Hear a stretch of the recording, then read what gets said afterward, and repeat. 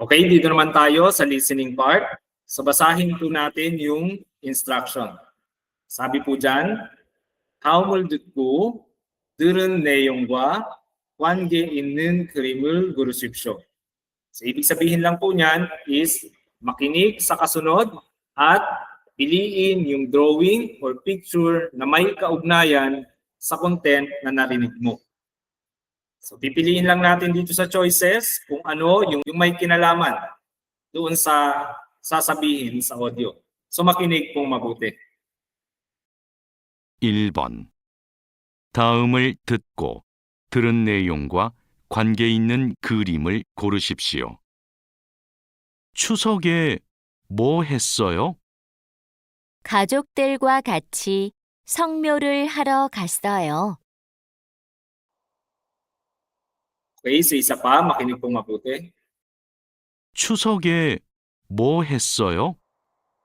가족들과 같이 성묘를 하러 갔어요. So 성묘를 하러 갔어요. So yun po yung clue ninyo dyan. Alin ba yung may kinalaman dyan sa mga drawing sa choices? So kung hindi po talaga naintindihan, ito po yung pinag-usapan sa audio. Sabi ng lalaki, 추석에 뭐 했어요? 사비 naman ng babae, 가족들과 같이 성묘를 하러 갔어요. Translate natin. So, 추석 is 추석, Korean Thanksgiving with time particle. Mo is what, 했어요, ibig sabihin did. No? So, nagtatanong siya, ibig niya sabihin, what did you do on 추석? Sagot naman ng babae, 가족들과 같이 성묘를 하러 갔어요. So, 가족들, ibig sabihin, families, pamilya. 와 같이, ibig sabihin, together with. 성묘를 하다. So, ito na yung clue. 성묘를 하다, ibig sabihin, to visit someone's grave. So, pagbisita sa puntod. So, kung narinig mo yan and alam mo yung ibig sabihin, for sure, masasagutan mo ito. So, merong ro gasoyo, ibig sabihin lang po niyan, went in order to. Pumunta para. So, translate natin, ibig sabihin, we went in order to visit someone's grave together with my family. So, 성묘를 하다. So, of course, the correct answer is number 4. Ayan lang naman yung may picture na bumibisita sa puntod. No? So, check natin tong 1, 2, 3. Ano ba yung mga verbs na kaugnay dito? So, yung number 1 is tokbuk. Tokbukul mokta. Ibig sabihin, to eat yung sliced rice cake soup. So, hindi naman yan sinabi, kaya mali yan. Number 2 naman is suwonul bilda. Yung to make a wish, no? Humiling ng hiling. Suwonul bilda, so hindi naman binanggit, kaya X yan. Number 3, yung pagpapalipad ng saranggola, that's yon naligi. Yon naligi. Pagpapalipad ng saranggola. So, pakitake note na lang po ng mga vocabularies na yan, baka lumabas din po sa inyong exam. Dito naman tayo sa number 2. Yung instruction po dyan is 두 사람은 무엇에 대해 말하고 있습니까? Ibig sabihin, tungkol sa ano yung pinag-uusapan ng dalawang tao. So, pakikinggan lang natin kung tungkol saan yung pinag-uusapan nila. So, makinig pong mabuti. 2번. 두 사람은 무엇에 대해 말하고 있습니까? 한국 사람들은 설날에 뭐 해요? 차례를 지내고 떡국을 먹어요. Okay, so isa pa po, makinig. 한국 사람들은 설날에 뭐 해요? 차례를 지내고 떡국을 먹어요. So tungkol saan kaya ang pinag-usapan ng dalawa? So kung narinig mo yung term na solal, for sure masasagutan mo to. So, kung di po talaga naintindihan, ito yung sinabi sa audio. Sabi ng babae, 한국 사람들은 Sollare moheyo. So Hanguk saramdul, ibig sabihin yung mga Koreans daw. Merong topic particle, Sollal is Lunar New Year. Merong time particle, and then moheyo, ibig sabihin what do you do? Anong ginagawa sa Tagalog? So ano daw ginagawa ng mga Koreans tuwing Lunar New Year? Ang sagot naman ng lalaki, 자리를 지내고 떡국을 먹어요. So 자리를 지내다, again, yung to perform ancestral rites. Yung gunaman, and 떡국을 먹어요, ibig sabihin to eat yung sliced rice cake soup. So yung pinag-uusapan nila is sollal. Ano ba yung sollal? So translate natin itong choices. Myeongjol. Myeongjol is national holidays. Uyang is hometown. Jumal is weekend. Yoheng is travel or trip. So alin kaya dyan sa apat na yan, yung may kaugnayan sa term na sollal? Of course, number 1 lang naman, because Sollal is a national holiday in South Korea, Lunar New Year. So that's the correct answer. So dito naman tayo sa number 3. Yung instruction dyan is 다음을 듣고 이어지는 말로 가장 알맞은 것을 고르십시오. Ibig sabihin lang po niyan, makinig sa kasunod at piliin yung pinakatamang karugtong na salita. Meron pong question sa audio. Pipiliin lang natin sa choices kung ano yung tamang response doon sa tanong na iyon. So makinig pong mabuti. 3번. 다음을 듣고 이어지는 말로 가장 알맞은 것을 고르십시오. 떡국을 끓일 줄 알아요? 1. 떡국 맛있게 드세요. 2. 떡국을 정말 좋아해요. 3. 떡국을 끓일 줄 몰라요. 4. 떡국을 너무 많이 먹었어요. Okay, so isa pa po. Makinig. 떡국을 끓일 줄 알아요? 1. 떡국 맛있게 드세요. 2. 떡국을 정말 좋아해요.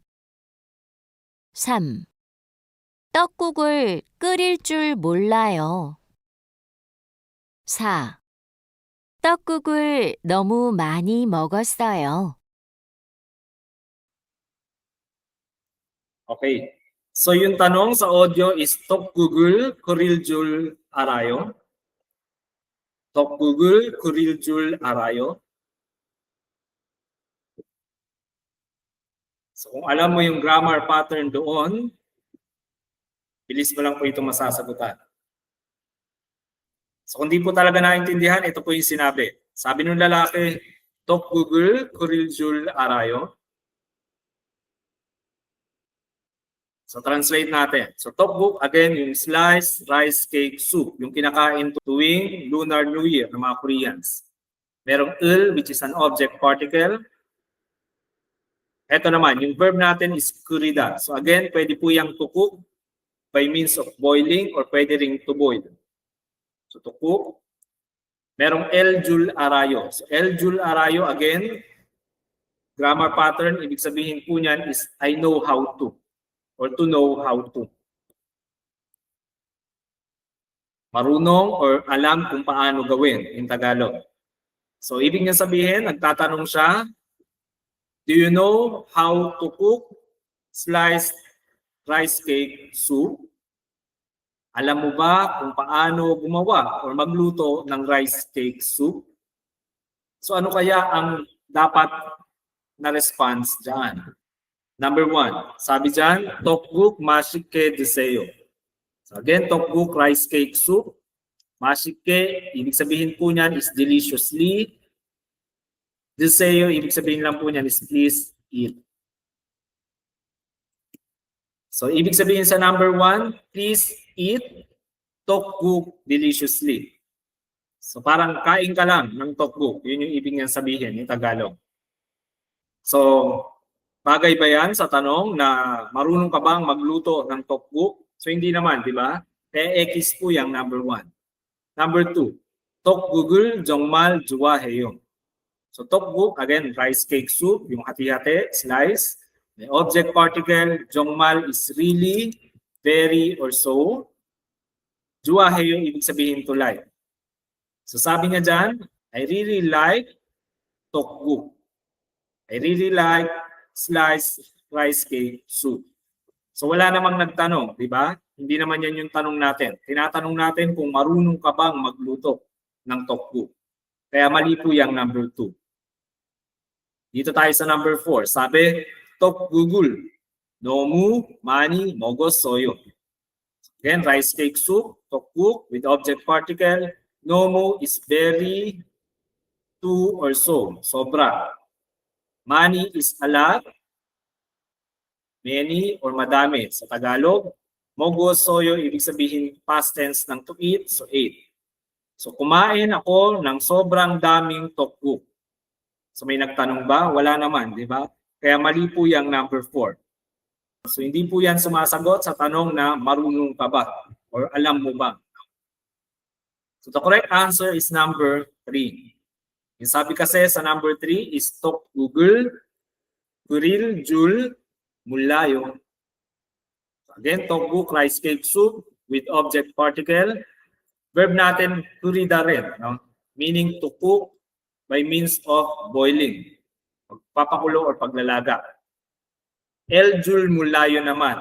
Ito yung kabaliktaran ng el jul arayo. Ibig sabihin, I don't know how to.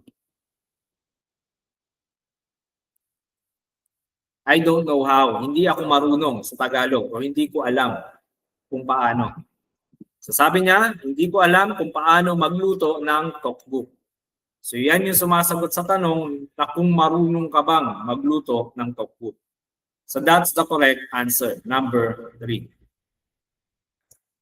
Okay, so dito naman tayo sa number 4. Basahin natin yung instruction. Sabi po dyan, 다음 중 들은 내용과 같은 것은 무엇입니까?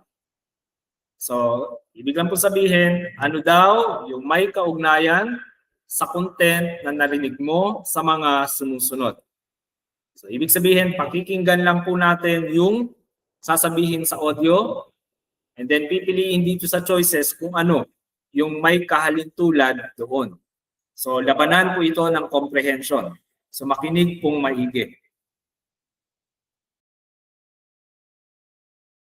4번. 다음 중 들은 내용과 같은 것은 무엇입니까? 다라 씨, 이거 한번 먹어보세요. 제가 어머니하고 같이 만든 송편이에요. 고마워요. 맛있겠어요. 그런데 추석이 아닌데 왜 송편을 만들었어요? 제가 송편을 좋아해서 가끔 만들어 먹어요. Okay, so isa pa po, makinig. 다라 씨, 이거 한번 먹어보세요. 제가 어머니하고 같이 만든 송편이에요. 고마워요. 맛있겠어요. 그런데 추석이 아닌데 왜 송편을 만들었어요? 제가 송편을 좋아해서 가끔 만들어 먹어요.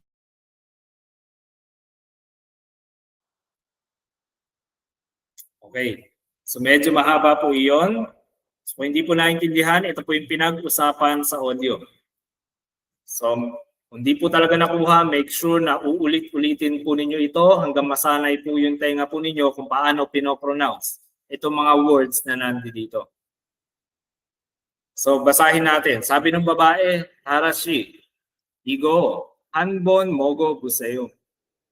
제가 어머니하고 같이 만든 송편이에요. So translate po natin ito. Tara si, Mr. Tara, igo. So, igo meaning ito, this. Hanbon, ibig sabihin once.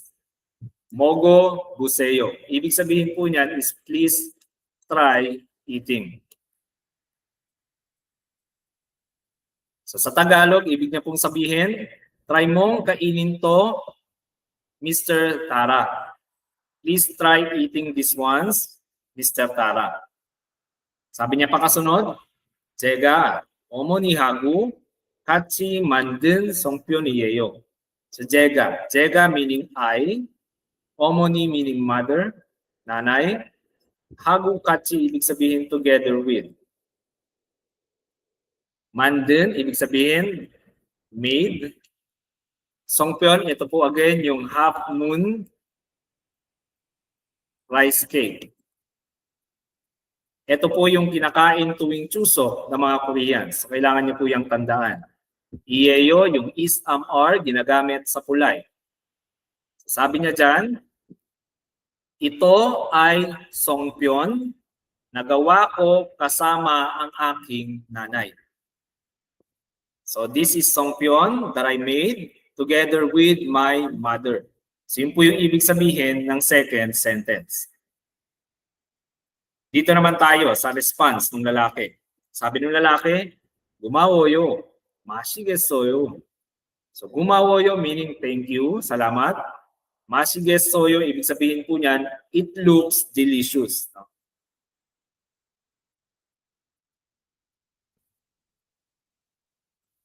Sa Tagalog, salamat, mukhang masarap yan. Mashigesoyo.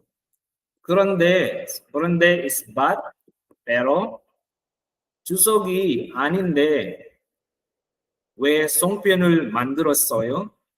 So, 추석, ibig sabihin, Korean Thanksgiving, merong subject particle, 아닌데. 아닌데. So, 아니다 meaning not, hindi. Merong ende, yung and, but, or so na conjunction. So dito sa sentence, yung meaning niya is so. Kaya naman. We is why. Songpyeon again is yung half moon rice cake. Merong ul, object particle. Manderosoyo, ibig sabihin made. Gumawa. Na past tense ng to make. So ibig niya pong sabihin dito is pero hindi naman Chuseok. Kaya naman, bakit ka gumawa ng half moon rice cake? So, but it is not Chuseok. So, why did you make songpyeon? Half moon rice cake. So, yun yung sabi ng lalaki. So, nagtataka siya. Hindi naman Chuseok, pero bakit gumawa ng songpyeon yung babae? 사got ng babae, 제가 송편을 좋아해서 가끔 만들어 먹어요. So 제가 meaning I, ako. 송편 ibig sabihin yung half moon rice cake with object particle. 좋아하다 ibig sabihin to like. Merong heso meaning because or and then. Depende sa context ng sentence. 가끔 meaning sometimes, minsan. Manduro mogoyo, ibig sabihin to make and eat. Gumagawa para kainin. So sabi niya, because I like songpyeon, I sometimes make and eat it. So yun yung ibig niyang sabihin. So dahil gusto ko ng songpyeon, kaya naman, minsan gumagawa ako para kumain. So yun po yung sabi ng babae. So check na natin dito sa choices kung ano yung kahalintulad doon sa sinabi sa audio. Number 1, sabi, 여자는 송편을 좋아합니다. So yung babae daw is gusto. No? 좋아합니다 to like, 송편 yung half moon rice cake. So yung babae daw likes 송편. Gusto daw ng babae yung 송편. Tama ba yan? Yes, tama po. Yung babae yung nagsabi na dahil gusto niya ng songpyeon, kaya sometimes gumagawa siya para kainin ito. So, number 1 is the correct answer. Yan na po yung sagot na hinahanap natin. Number 2, tingnan pa rin natin kung bakit ito naging mali. Sabi dyan, 여자는 혼자 송편을 만들었습니다. So, 여자, babae, with topic particle, 혼자 meaning alone, mag-isa. 송편, half moon rice cake with object particle, 만들었습니다, past tense ng to make, so made. So, ginawa daw ng babae yung sumpyon mag-isa. Tama ba yon? Hindi. Sabi nga ng babae nung una, yun daw ay sumpyon na ginawa together with her mother. So ginawa niya yon kasama yung nanay niya. Hindi niya yun ginawa mag-isa. Kaya mali po yung number 2. Number 3, tingnan natin kung bakit to naging mali. Sabi, 여자는 추석에만 송편을 먹습니다. So yung babae daw, 추석에만. Ibig sabihin, tuwing chusok lang, merong man. Ibig sabihin kasi niyan is only. Lang sa Tagalog. So tuwing chusok lang, kumakain ng half moon rice cake. Tama ba yan? Tuwing chusok lang ba kumakain ng sumpyon yung babae? Hindi. Kasi nga, pero bakit ka gumawa ng sumpyon? So, ibig sabihin, kahit hindi chusok, kumakain yung babae. Kinonfirm niya pa yon dahil nga gusto niya ng sumpyon, kaya sometimes gumagawa siya nito and kinakain niya. So, yun yung dahilan kung bakit naging mali yung number 3. Hindi lang siya tuwing chusok kumakain ng sumpyon. Number 4. Sabi dyan, 여자가 만든 송편은 맛이 없습니다. So yung 여자, yung babae with subject particle, 만든 송편. So ibig sabihin, yung sumpyon na gawa ng babae, 맛이 없습니다. Ibig sabihin, pangit yung lasa or walang lasa. So pangit ba yung lasa ng sumpyon na gawa ng babae? Wala pong sinabi na ganyan. Ang sabi pa nga ng lalaki, thank you, mukhang masarap yan. So, kaya po mali yung number 4. No? Hindi naman niya nabanggit. Sabi pa nga ng lalaki, it looks delicious. So, number 4 is wrong. So, the correct answer is number 1. And again, paulit-ulitin po itong audio hanggang sa maintindihan kung paano pinopronounce yung mga words na nandiyan. Dito naman tayo sa number 5. Basahin natin yung question. Sabi dyan, 남자는 왜 여자가 찾아갔습니까? 남자. So, 남자 meaning boy, lalaki. 왜 is why, bakit. 여자 meaning girl, babae. May object particle. And then 찾아갔습니까? Ibig sabihin lang po niyan, binisita. To go visit. So bakit daw binisita ng lalaki yung babae? So yun yung aalamin natin. So makinig po sa conversation ng dalawa. 5번. 남자는 왜 여자를 찾아갔습니까? 사장님, 안녕하세요. 새해 복 많이 받으세요. 고마워요. 다림도 씨는 설날에 뭐 했어요? 기숙사에서 친구들하고 윷놀이도 하고 떡국도 만들어 먹었어요.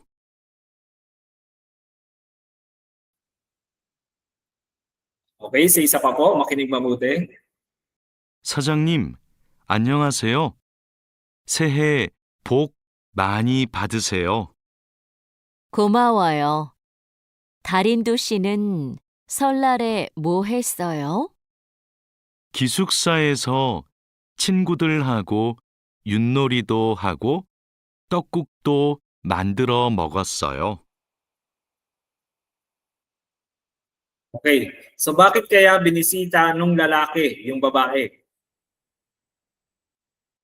So actually sa first sentence niya pa lang, andun na yung sagot, no? So, kung di po talaga naintindihan, ito po yung sinabi. Sabi nung lalaki, 사장님, 안녕하세요. 새해 복 많이 받으세요. Sabi niya, 사장님, boss, 안녕하세요. Kamusta ka? Hello, good morning. 새해 복 많이 받으세요. So ano ba tong 새해 복 많이 받으세요? So ito po yung way ng pag-greet nila ng Happy New Year. 새해 복 많이 받으세요. So pakitandaan niyo na rin po yan. No? So binati niya ng Happy New Year yung kanyang boss. So dyan pa lang, andyan na yung sagot. No? Ang response naman ng babae, sabi niya, 고마워요. 하린두 씨는 설날에 뭐 했어요? So sabi niya, thank you. Mr. Tarindu. 설날, Lunar New Year with time marking particle. 뭐 했어요 meaning what did you do? So anong ginawa mo nung Lunar New Year, Mr. Tarindu? Sagot naman ng lalaki, 기숙사에서 친구들하고 윷놀이도 하고 떡국도 만들어 먹었어요. So 기숙사, ibig sabihin dormitoryo, dorm. Merong location particle. 친구들하고 ibig sabihin with friend, kasama ang kaibigan. 윷놀이. So 윷놀이 is a traditional Korean game. So nilalaro po ito madalas tuwing Lunar New Year. No? So parang yun yung parang snake and ladder nila. Merong do, ibig sabihin also. Yung hago is end. Tteokguk. So again, tteokguk is yung sliced rice cake soup. Meron ding do or also dito. Manduro mogosoy, ibig sabihin to make and eat. No? So gumawa and kumain. So translate natin in Tagalog. So sabi niya dyan, so kasama ang kaibigan sa aming dorm, naglaro din kami ng 윷놀이 at gumawa and kumain ng sliced rice cake soup. So yun yung sinabi ng lalaki. So naglaro daw sila ng 윷놀이 at gumawa ng tteokguk kasama ang kaibigan sa kanilang dorm. So piliin natin sa choices kung ano ba talaga yung rason. Yung lalaki, kung bakit niya binisita yung babae. Number 1, 친구를 소개하려고. So 친구 is friend with object particle. 소개하다 is to introduce. Ipakilala. Merong ryugo, ibig sabihin lang po niyan is in order to. So binisita niya ba yung babae para ipakilala yung kaibigan? Hindi naman, di ba? Wala namang sinabing ganyan. Kaya mali po yung number 1. Number 2, sabi, 윷놀이를 같이 하려고. So 윷놀이, again, yung parang snake and ladder nila, traditional Korean game. With object particle, 같이 meaning together, hada, to do, and since laro, yung pinag-uusapan natin, pwede rin niyang to play. Merong ryugo rin dito, ibig sabihin in order to. Para sa Tagalog. So para maglaro together ng 윷놀이. So yun ba yung dahilan ng pagpunta ng lalaki? Hindi rin naman, di ba? Kaya mali po yung number 2. Number 4, sabi, 떡국 만드는 법을 물어보려고. So 떡국, sliced rice cake soup. 만드는 법. So, ibig sabihin po niyan is yung paraan ng pagluluto. Way of cooking or cooking method. Merong object particle, muro, buda. Ibig sabihin, to ask, magtanong. Merong ryugu, ibig sabihin, in order to or para. So, nagpunta ba yung lalaki para magtanong ng method ng pagluluto ng tteokguk? Hindi naman, di ba? Kaya mali po yung number 4. So the correct answer is number 3. So yung dahilan ng lalaki, kaya siya nagpunta dun sa babae is 새해 인사를 드리려고. 새해, ibig sabihin New Year. Insa, greeting. To greet With object particle, durida, ibig sabihin to give. Merong ryugu, again, in order to or para. Para magbigay ng New Year's greeting. So yun po yung ibig sabihin sa number 3. So yun yung dahilan kung bakit nagpunta yung lalaki sa babae. Binati niya ng Sehebok Mani Badu Seyo. Happy New Year. So that's the correct answer.